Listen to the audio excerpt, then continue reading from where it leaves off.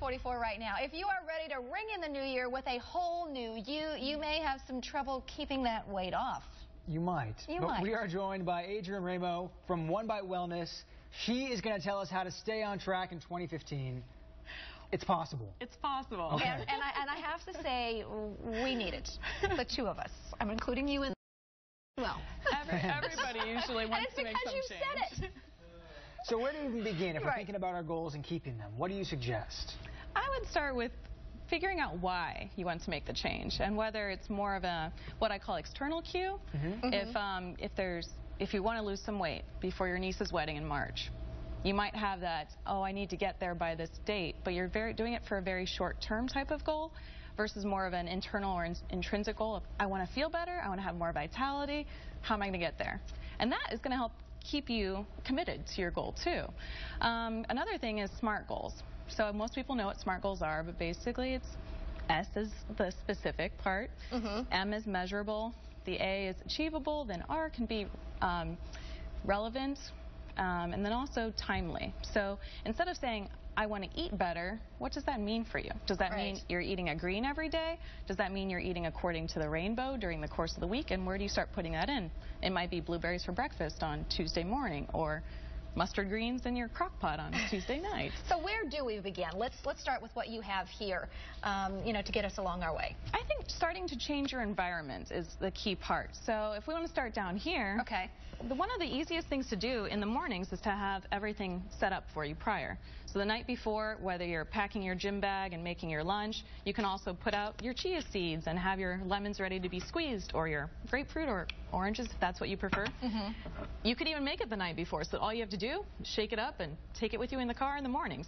And so this is grapefruit? This is grapefruit and orange that I put in the blender, so the fiber is still intact and everything too, so it's not just pure sugar. So this is great if you're doing stuff at home, but what if, it's Margarita Thursday with all your friends? Do you have that? What do you do then?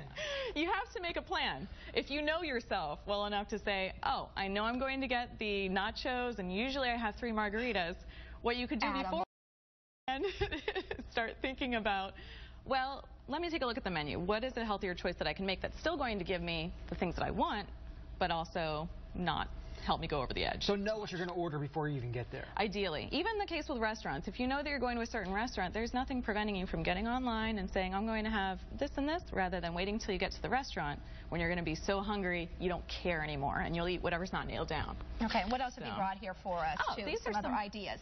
Yeah, so a lot of times where people fail is around the 2 to 3 o'clock mark in the middle of the afternoon where they're starting to get really tired. The vending machine is calling their names. So if you have some of these things on hand, and none of them need to be refrigerated, you can keep them in your desk. I have some bananas right here, sliced up.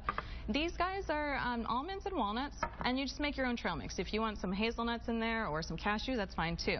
I got some really good quality dark chocolate here.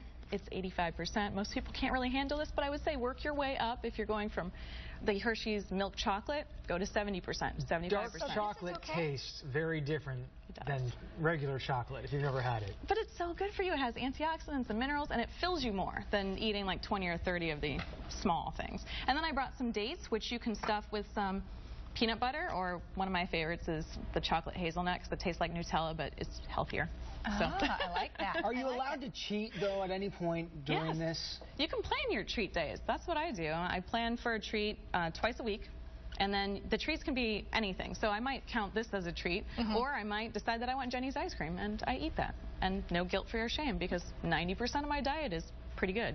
There you go. Well, real quickly here, you brought something else for us as well, and I know a lot of people do crock pots, so it's one of the best things I have in my household. Basically, you don't really have to prep a whole lot. It takes about 10 to 15 minutes to really chop up everything. You throw it in the crock pot. You can do this first thing in the morning.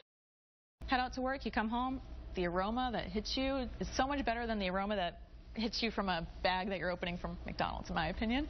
And then also just planning. So whether you have a favorite cookbook that you like to pull a lot of your recipes from, there's actually one that I like specifically for crock pots, but this one's more for the blender.